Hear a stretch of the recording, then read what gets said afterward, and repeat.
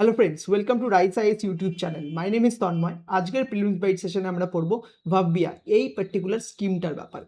তোমাদের আজকে সকালের হোয়াট টু রিড সেশনে বলা হয়েছিল বিজনেস পেজ থেকে দ্য হিন্দুর এই পার্টিকুলার আর্টিকেলটা খুব ভালো করে পড়ার জন্য। এটা কিন্তু এই ভাব্বিয়া বলে যে স্কিমটা আছে তার ব্যাপারে কিন্তু ডিল করছে। এবার এখান থেকে ইন্সপায়ার্ড হয়েই কিন্তু আজকের প্রিলিমস বাইটসের যে টপিকটা তোমাদের সামনে রাখা। দেখো, এবার তোমরা জিজ্ঞাসা করতে পারো যে ইউপিএসসি কি এই টাইপের কোয়েশ্চেন জিজ্ঞাসা করে আদৌ প্রিলিমসে?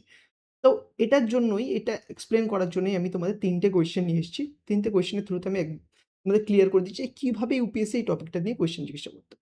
দেখো, ফার্স্ট অফ অল ভাববিয়া যে পার্টিকুলার যে স্কিমটা আছে এটা কিন্তু ইনফ্রাস্ট্রাকচার রিলেটেড। তো ইনফ্রাস্ট্রাকচার কিন্তু একটা ইম্পর্টেন্ট থিম ইউপিএসসি, বিশেষ করে প্রিলিমসে। দেখো এখানে দেখো কোয়েশ্চেন 2023 প্রিলিমসের কোয়েশ্চেন এটা। এখানে দেখো ইনফ্রাস্ট্রাকচার ইনভেস্টমেন্ট ট্রাস্ট এর উপর কিন্তু ইউপিএসসি কোয়েশ্চেন জিজ্ঞাসা করে নিয়ে নিয়েছে। তো এই থিমটা কিন্তু খুব ইম্পর্টেন্ট হয়ে থাকে।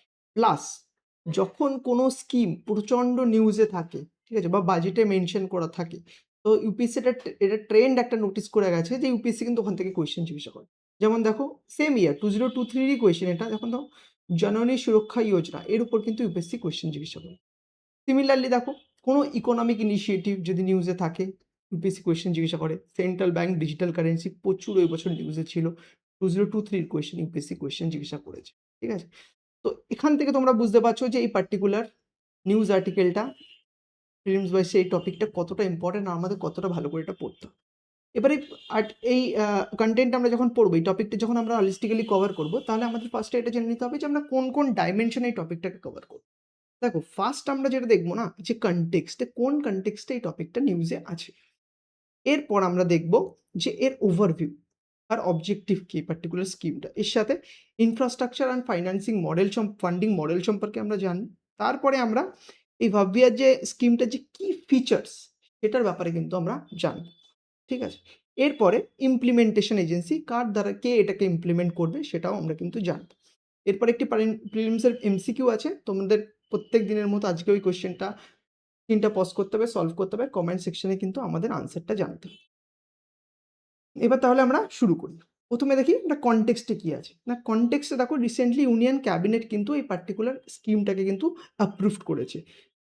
ভারত ঔদ্যোগিক বিকাশ যোজনা, এটা কিন্তু স্কিমটার ফুল ফর্ম। এইবার এই স্কিমটার সাহায্যে কি করা হবে, যে ইন্ডিয়ার যে ম্যানুফ্যাকচারিং ল্যান্ডস্কেপ আছে সেটাকে কিন্তু ট্রান্সফর্ম করা হবে। আর এর জন্য কিন্তু গভর্নমেন্ট 33,660 crore কিন্তু ফাইন্যান্সিয়াল আউটলে কিন্তু রেখেছে, যে এর মাধ্যমে ইনফ্রাস্ট্রাকচার বুস্ট করে ইন্ডিয়ার যে ম্যানুফ্যাকচারিং ল্যান্ডস্কেপ আছে সেটাকে ইমপ্রুভ করে, যাতে কিনা আর কি হবে, যাতে যে আমাদের ম্যানুফ্যাকচারিং সেক্টরের যে কন্ট্রিবিউশন জিডিপিতে সেটা যাতে বাড়বে। এর সাথে সাথে এটা যদি বাড়ে কি হবে না, জব ক্রিয়েশন, এমপ্লয়মেন্ট অপরচুনিটি কিন্তু প্রচুর ক্রিয়েট হবে। যেমন 15 lakhs ডাইরেক্ট জব কিন্তু এই পার্টিকুলার স্কিমটার সাহায্যে ক্রিয়েট হবে। এটা গভর্নমেন্টের কিন্তু একটা অবজেক্টিভ। তো কনটেক্সটটা তোমরা বুঝে গেলে। এরপর আমরা আসবো কি না ওভারভিউ আর অবজেক্ট। দেখো প্রথমেই যেমনটা বললাম, এই স্কিমটা কিন্তু সেন্ট্রাল সেক্টর ইনিশিয়েটিভ। এর সাহায্যে কি করা হবে না, ইনভেস্টমেন্ট রেডি ইনফ্রাস্ট্রাকচার এটা কিন্তু তৈরি করা হবে, ঠিক আছে। আর এর গোল কি স্কিমটার, যে 100 ইন্ডাস্ট্রিয়াল পার্ক কিন্তু তৈরি করা। এটা একটা ইম্পর্টেন্ট কিন্তু গোল। এইবার এছাড়াও কিন্তু আরেকটি ইম্পর্টেন্ট টার্গেট আছে, যেমন ম্যানুফ্যাকচারিং সেক্টর এই মুহূর্তে যে জিডিপিতে যে কন্ট্রিবিউশন সেটা কিন্তু সাফিসিয়েন্ট না। এটাকে কিন্তু ম্যানুফ্যাকচারিং সেক্টরের কন্ট্রিবিউশন জিডিপিতে যত বাড়বে, যেহেতু ম্যানুফ্যাকচারিং সেক্টরের এমপ্লয়মেন্ট এলাস্টিসিটি বেশি, তো কিন্তু বেশি পরিমাণে কিন্তু জব ক্রিয়েট করার পসিবিলিটিও কিন্তু ম্যানুফ্যাকচারিং সেক্টরে আছে। এর জন্য কিন্তু এই স্কিমটার থ্রুতে কিন্তু আমরা আমাদের ম্যানুফ্যাকচারিং যে সেক্টর আছে সেটাকেও কিন্তু বুস্ট করতে চাই। এর ফলে লার্জ স্কেল এমপ্লয়মেন্টের কিন্তু একটা অপরচুনিটি আসবে। এর সাথে সাথে কিন্তু এই স্কিমটার যে ফোকাস এরিয়াগুলো আছে, যেমন is of doing business improve হবে, ডিরেগুলেশন হবে, ঠিক আছে। এর সাথে সাথে কিন্তু সিঙ্গেল উইন্ডো ক্লিয়ারেন্স সিস্টেম যেটা আছে সেটা কিন্তু এই স্কিমের one of the important component, ঠিক আছে।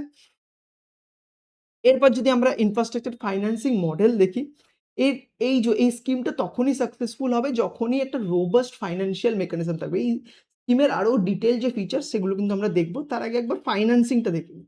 দেখুন, যে রোবাস্ট ফাইন্যান্সিয়াল মেকানিজম থাকবে তার কিন্তু একটা ইম্পর্টেন্ট কম্পোনেন্ট, তার যে ইম্পর্টেন্ট কিন্তু কম্পোনেন্ট সেন্ট্রাল গভর্নমেন্ট কিন্তু প্রোভাইড করবে। সেন্ট্রাল গভর্নমেন্ট কত কি কতটা প্রোভাইড করবে? পার একরে 1 crore ফান্ড কিন্তু এজ এ গ্র্যান্ট হিসাবে কিন্তু সেন্ট্রাল গভর্নমেন্ট দেবে। ফর কিসের জন্য দেবে? না ইনফ্রাস্ট্রাকচার, কোর ইনফ্রাস্ট্রাকচার ডেভেলপমেন্টের জন্য। এর সাথে, সাথে কিন্তু এক্সটার্নাল কানেক্টিভিটিতেও কিন্তু ফোকাস করা হবে। যেমন 25% এক্সটার্নাল ইনফ্রাস্ট্রাকচার যে কস্ট আছে, রোড, রেল লিঙ্ক এগুলো কিন্তু সেন্ট্রাল গভর্নমেন্ট কিন্তু বিয়ার করবে। আর এই যে স্কেল, এই যে পার্কগুলো তৈরি হবে, যেটা যেমন বললাম, দেখো প্রথমে এখানে বললাম যে 100 ইন্ডাস্ট্রিয়াল পার্ক তৈরি করবে। এই যে 100 ইন্ডাস্ট্রিয়াল পার্ক তৈরি করবে, ঠিক আছে, তার যে স্কেল অফ দ্য পার্ক মানে কতটা এরিয়া জুড়ে হবে, জেনারেল রিজিয়নে কিন্তু 100 একর মিনিমাম এই ইন্ডাস্ট্রিয়াল পার্কের সাইজ হবে। আর নর্থ ইস্টার্ন বা হিলি স্টেটে কি হবে জানো? অ্যারাউন্ড 25 একর কিন্তু মিনিমাম এই পার্কটার সাইজ হতে হবে। ঠিক আছে? এরপরে যদি আমরা কি ফিচার্স আসি ভাববিয়ার, তাহলে আমরা দেখতে পারবো এই পার্টিকুলার স্কিমটা মানে যার সাহায্যে আমরা ইনফ্রাস্ট্রাকচারে পুশ করব বা ডেভেলপ করব, সেটা কিন্তু এই প্লাগ অ্যান্ড প্লে ফেসিলিটি। এই মডেলের আন্ডারে কিন্তু মডেলের আওতায় কিন্তু এটা বানানো। মানে কি? প্লাগ অ্যান্ড প্লে ফেসিলিটি কি? যে যত রকমের নেসেসারি ইউটিলিটিস আছে, ঠিক আছে? সেটা কিন্তু অলরেডি প্রিপেয়ার্ড অবস্থায় দিয়ে দেওয়া। এর সাথে, সাথে রেগুলেটরি ক্লিয়ারেন্সের হার্ডেলও যাতে কোনো না থাকে, সমস্ত রকম রেগুলেটরি ক্লিয়ারেন্সও কিন্তু ওই পার্টিকুলার এরিয়াটার জন্য কিন্তু মেইনটেইন করে দেওয়া। এর ফলে কি হবে? না ইনভেস্টর যারা আসবে তাদের কিন্তু খুব কষ্টের মধ্যে দিয়ে যেতে হবে না। তারা অনেক ইজিলি কিন্তু ওখানে বিজনেস ডেভেলপ করতে পারবে। ওখানে কোনো ম্যানুফ্যাকচারিং সেটআপও করতে পারবে। ঠিক আছে? এটা কি হবে? না ইনভেস্টররা অনেক বেশি অ্যাট্রাক্টেড হবে। রাইট? এরপর যে এই যে ইন্ডাস্ট্রিয়াল হাবগুলো বললাম যে এটা তৈরি হবে 100 ইন্ডাস্ট্রিয়াল হাব। ঠিক আছে?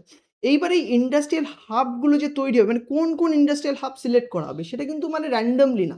তার জন্য কিন্তু কম্পিটিটিভ চ্যালেঞ্জ মোডে কিন্তু এটা নেওয়া হবে। যে কম্পিটিশনের দ্বারা সিলেক্ট করা হবে যে কোন স্টেট কতটা রিফর্ম করেছে তার উপর বেস করে কিন্তু এই পার্টিকুলার ইন্ডাস্ট্রিয়াল হাবগুলোকে সিলেক্ট করা হবে। তারপরে কিন্তু সেখানে সেন্ট্রাল গভর্নমেন্ট কি করবে?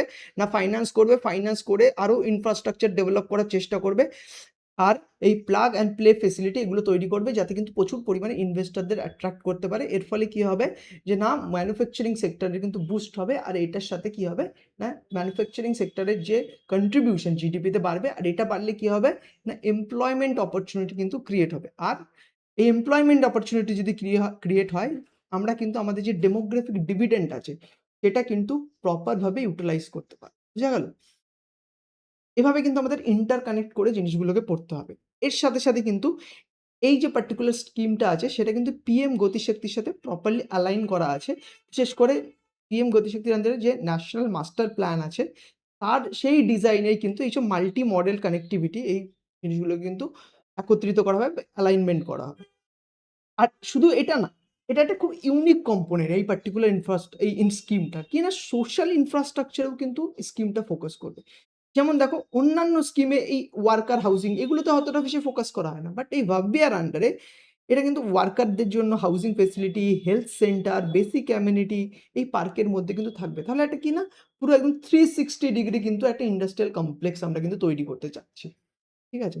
আর এই যে স্কিমটা আছে এটাকে ইমপ্লিমেন্টিং এজেন্সি কে আছে? যে National Industrial Corridor Development Corporation. আর এটা কোন মিনিস্ট্রি আন্ডারে আছে? Department of Promotion of Industry and Internal Trade. ঠিক আছে? এটা কি করবে? কিভাবে ইমপ্লিমেন্ট করবে? এটা তো লিড এজেন্সি, বাট এর সাথে অন্যান্য যে স্টেট গভর্নমেন্ট আছে বা প্রাইভেট সেক্টর আছে তাদের সাথে পার্টনারশিপ করে কোলাবোরেশন করে এই স্কিমটাকে কিন্তু national Industrial Corridor Development corporation কিন্তু ইমপ্লিমেন্ট করবে। বোঝা গেল? এটাই ছিল এই স্কিমের একটা কম্প্রিহেন্সিভ আইডিয়া। তোমরা যদি আইডিয়াটা পেয়ে থাকো, এইবার এই আইডিয়াটার উপর বেস করে তোমাদের এই পার্টিকুলার প্রিলিমসের এমসিকিউটা সলভ করতে হবে। কোয়েশ্চেনটা দেখো, স্ক্রিনটা পজ করো, পড়ো আর তারপরে সলভ করো আর কমেন্ট সেকশনে যেয়ে আমাদের আনসারটা জানাও। যদি এটা করতে পারো তবেই বুঝতে পারবো যে না তোমাদের আন্ডারস্ট্যান্ডিং কমপ্লিট হয়েছে।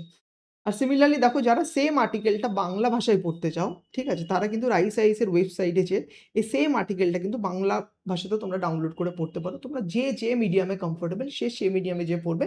প্রোভাইডেড যে তোমরা এই পার্টিকুলার টপিকটার সম্পর্কে পুরোপুরি ক্ল্যারিটি ডেভেলপ করছো। That is more important. ঠিক আছে? আশা করি আজকের আর্টিকেলটা বুঝতে পেরেছো। কোনো ডাউট থাকলে কমেন্ট সেকশনে যেয়ে আমাদের জানাবে। আমাদের টিম কিন্তু তোমাদের কমেন্টের রেসপন্স করবে। ঠিক আছে? Thank you so much for attending this particular discussion and all the very best for your upcoming prelims exam. Thank you.